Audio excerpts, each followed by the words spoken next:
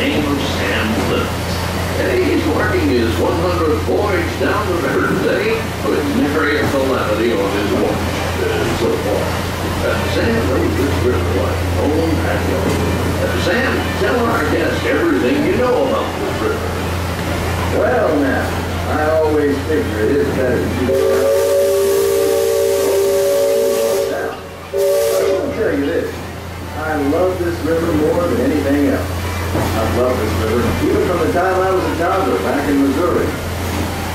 Before we get too much further out of port, I think I should mention that you best not be sitting on those handrails. They're the only thing between you and the river, and the river don't always take kindly to uninvited guests. We've also had reports of river pirates operating in the vicinity, so I wouldn't lean out beyond those rails for that reason either. Now, for those of you on the port side, that river town we're passing is Frontierland. A few years back, it was no more than a boom town carved out of the wilderness by a handful of settlers looking to start a new life. Today, the utility and decorum are running rampant.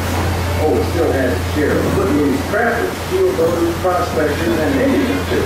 But mostly it's flush time and well on its way to become a fine big city. Frontierland reminds me some of my own hometown, Hannibal. It takes me back to when I was a barefoot boy growing up alongside the riverbank.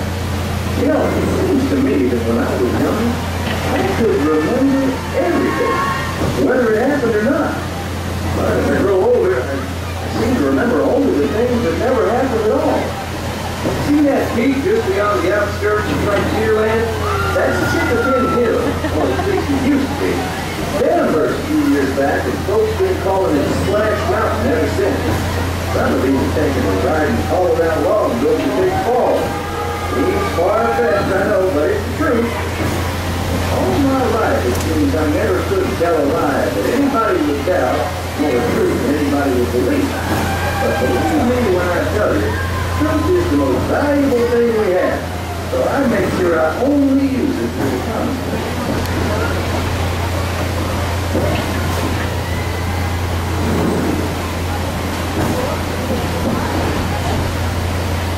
That island over across the way on the starboard side was my stomping ground when I was young.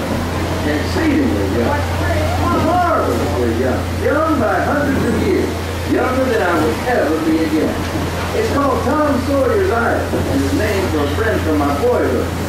Even today, the only way you can get there is by raft. Old man Harper's grain mill's there, back in the woods just off Tom's Landing. And that's Mount Potter's Pond, and it's windy. We almost made it. And there's Huck's Landing. I always did myself. I swear, just wonderful. He and Tom and I spend most of our wild and reckless years exploring it. Lots of caves, lots of adventures, if you know where to look. And we all knew where to look. That's Superstition Bridge. It connects the Big Island to the Little. And if you follow the wilderness trail there, it'll lead you right up to the gates of Fort Langmore. It's the last trading outpost before we head into Indian country.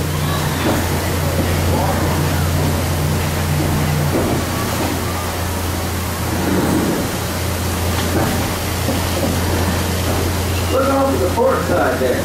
Every now and then, the water under that crest of rock comes to a natural boil. It spurts down all over the place, like a tea kettle left on fire too long. The Indians around here used to tell me these geysers were actually unfriendly spirits, upset by uninvited trespassers, raging all over their sacred hunting ground. Be that as it may, that big Thunder Mountain poking up in the sky over there. The Indians named it that because of the sound of the fall used to make when the big rains came. When miners and prospectors and get-rich-quick speculators showed up, and the name stuck because of the sound of blasting powder going off every few minutes. There's not so much blasting these days, but those stories about a runaway mine train loaded down with simple-hearted, terror-filled folks like you.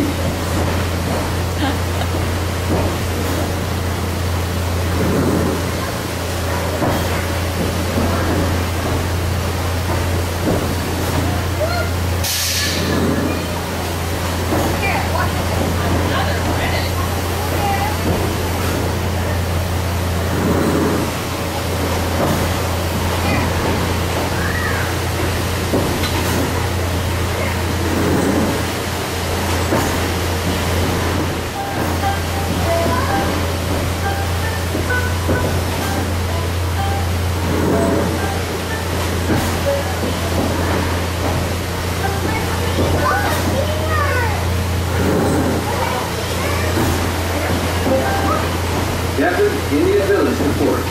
Looks to be from a power truck. Usually they stay further east. That's in Seminole or Miami this far west. And of course, Shoshone, Black People, Road. I've never seen outlaws out here. Lots of game out this way. I've seen moose and deer and plenty of other critters along the shoreline. That could be why the powermen are out this far. Just following the food trail.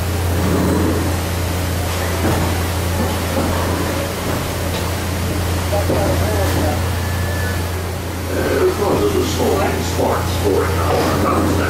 And the first time we passed this way, they thought it was the return of one of their heavenly messengers. They said our riverboat was a comet of the sun.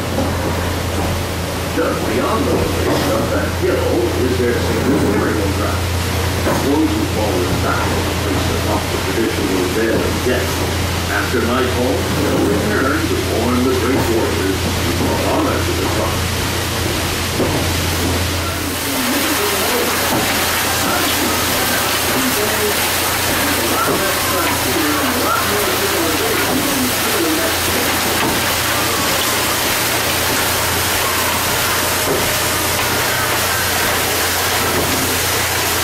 The ones telling those tales are the ones filled with spirit. If you want proof, just ask them.